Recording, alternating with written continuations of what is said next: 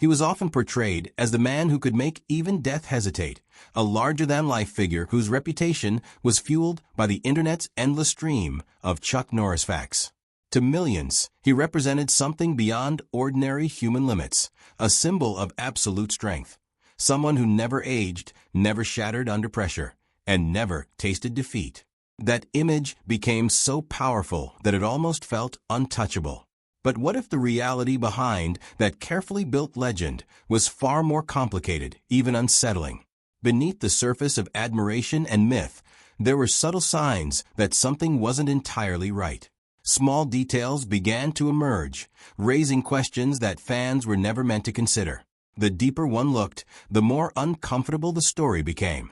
There were hints of a decline that didn't fully make sense, inconsistencies that seemed to contradict the narrative, and moments from his later years that felt strangely overlooked. It leads to a haunting question: what truly happened away from public view? And why does it seem that certain parts of his story were never meant to be uncovered? Long before he became a global icon, before the fame, the fights, and the bright lights of Hollywood, Chuck Norris was simply a quiet and reserved boy growing up in the small town of Ryan, Oklahoma. Born on March 10, 1940, he was given the name Carlos Ray Norris, a name that carried no hint of the legend he would one day become. His early years were far from extraordinary. He wasn't physically strong, nor did he possess any obvious confidence. In fact, he was quite the opposite. He was shy, often withdrawn, and preferred to keep to himself. He even struggled with a slight stutter, which only added to his insecurity. At school, he didn't participate in sports or stand out among his peers. Other children often saw him as weak, and at times, they treated him that way. Yet the most difficult challenges of his childhood didn't come from school, but from his own home. His father struggled with alcoholism, and when he drank, the household atmosphere could quickly become unstable and unpredictable. Chuck later shared that there were moments when he would hide, quietly waiting for the tension to pass. Living in that kind of environment leaves a lasting impression, shaping a person in ways that are difficult to fully understand. Still, even in those difficult circumstances, there was a source of strength in his life. His mother, Wilma, provided stability and resilience. With roots tracing back to Irish and Cherokee heritage, she carried a quiet strength that helped guide the family through hardship. When Chuck turned 16, his parents divorced, and everything changed. His mother made the decision to move the family to California, hoping to give her children a better future. It wasn't a perfect solution, but it offered a fresh start. Despite the new environment, Chuck didn't suddenly transform into a confident teenager. In high school, he remained thin, unsure of himself, and largely unnoticed. Anyone observing him at that time would never have predicted that he would eventually become one of the toughest and most recognized figures in the world. But transformation often begins in unexpected ways, and for Chuck, that turning point came through the military. In 1958, he enlisted in the United States Air Force, a decision that would quietly alter the course of his life. He was stationed in South Korea, serving as an air policeman, and it was there, far from home, that he discovered something that would define his future: martial arts. A local instructor introduced him to Tang Soo Do, a Korean martial art focused on discipline, control, and power. At first, he approached it like any beginner, learning the basics and following instructions. But soon, something deeper took hold. For the first time in his life, he found something he could fully dedicate himself to. Something that gave him purpose. He trained with intensity and commitment, not because he was chasing fame or recognition, but because he wanted to transform himself into someone stronger than the boy who once lived in fear.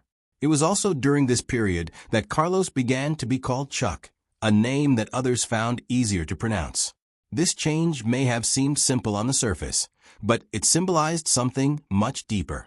It marked the beginning of a new identity, a shift from who he had been to who he was becoming. By the time he left the Air Force in 1962, he was no longer the same person. He had earned a black belt, developed confidence, and discovered a sense of direction in life. However, the transition back to civilian life was not without its challenges. He returned to California, where responsibilities awaited him. He was married to his high school sweetheart, Diane, and had a growing family to support. To make ends meet, he worked at Northrop Aviation while also pursuing his passion by opening his first karate school. His journey into competitive martial arts was far from easy. He entered tournaments and faced defeat multiple times. For many people, repeated losses would have been discouraging enough to quit, but Chuck saw failure differently. To him, losing was not an endpoint, but an opportunity to improve. He trained harder, refined his techniques, and continued to compete. Over time, his persistence began to pay off. By 1967, he achieved a major milestone by becoming the All-American Karate Champion. This was not a one-time victory. For 6 consecutive years, he remained undefeated as the middleweight karate champion, a remarkable achievement that reflected his discipline and determination. His success continued to grow. In 1969, he reached another peak by winning the Triple Crown of Karate and being named Fighter of the Year by Black Belt magazine. At this stage, he was no longer just a competitor. He had become a recognized figure in the martial arts world. Celebrities began seeking him out for training. Among them was Steve McQueen, who became both a student and a close friend. McQueen would later encourage Chuck to explore acting, opening the door to a new chapter in his life. Even Bob Barker trained with him, and during one intense session, Chuck accidentally broke Barker's ribs, a testament to the intensity he brought to his craft. Despite his growing success, life reminded him that achievement does not shield a person from pain. In 1970, his younger brother Wieland, who was also serving in the Air Force, was killed in Vietnam. The loss had a profound impact on Chuck, shaping his perspective on life and influencing the roles he would later choose in his acting career. He dedicated several of his war-themed films to his brother, channeling his grief into something meaningful. By the close of the 1960s, Chuck Norris had already built an impressive foundation. He established the American Tang Soo Do Association and developed a philosophy centered on discipline, respect, and continuous self-improvement. Looking back, his transformation was extraordinary.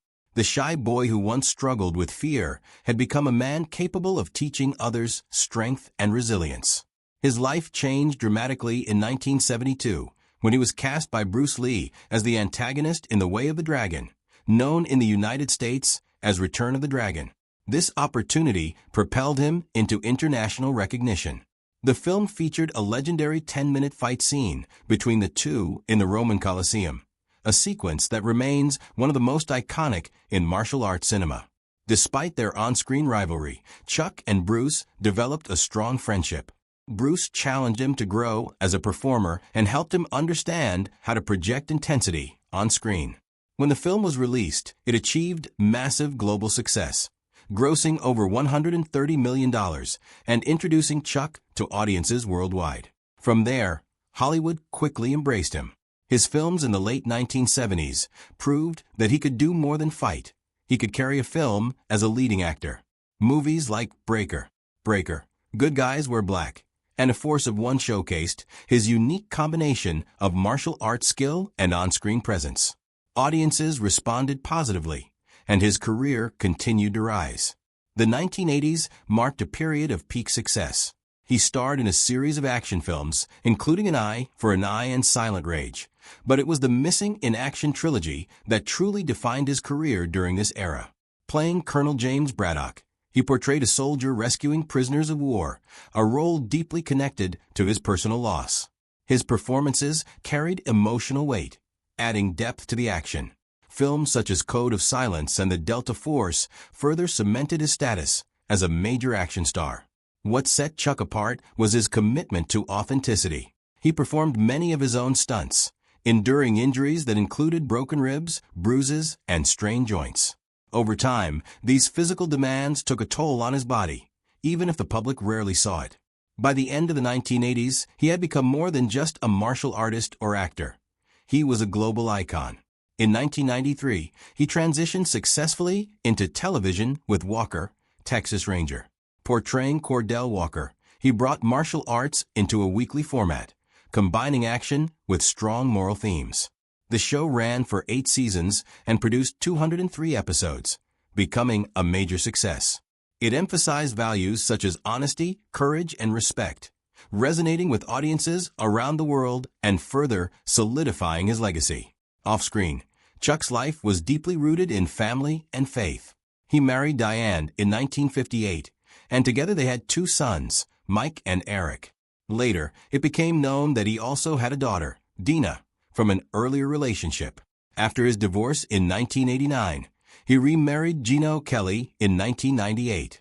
They had twins Dakota and Danny Lee in 2001, and his family eventually grew to include 13 grandchildren. Living on a large ranch in Texas, he balanced his personal life with business ventures such as Sea-Force Bottling. His Christian faith played a central role in his life, guiding his decisions and shaping his outlook. In 1990, he founded Kickstart Kids, a program designed to teach martial arts to at-risk youth, focusing on discipline and personal development. He also supported veterans and promoted fitness through various initiatives. Everything he did reflected his belief in hard work, discipline, and integrity. On March 10, 2026, Chuck Norris celebrated his 86th birthday. Despite his age, he remained active and full of energy. Soon after, he traveled to Kauai for a family vacation. Reports from March 18 described him as lively and engaged, training and sharing stories with friends. However, later that night, he experienced a sudden medical emergency. He was rushed to the hospital, and by the morning of March 19, 2026, he had passed away quietly, surrounded by his family. The speed of the event shocked everyone, highlighting the physical toll his lifetime of intense activity had taken. Although his family requested privacy, a leaked autopsy report later revealed the extent of the strain his body had endured. It documented multiple healed fractures, chronic joint damage, and significant cardiovascular stress. His heart was enlarged, and coronary disease had developed over years of intense physical exertion. There were also signs of repeated minor head injuries and traces of painkillers used to manage ongoing discomfort. The final cause of death was identified as a ruptured aneurysm that occurred during a training session.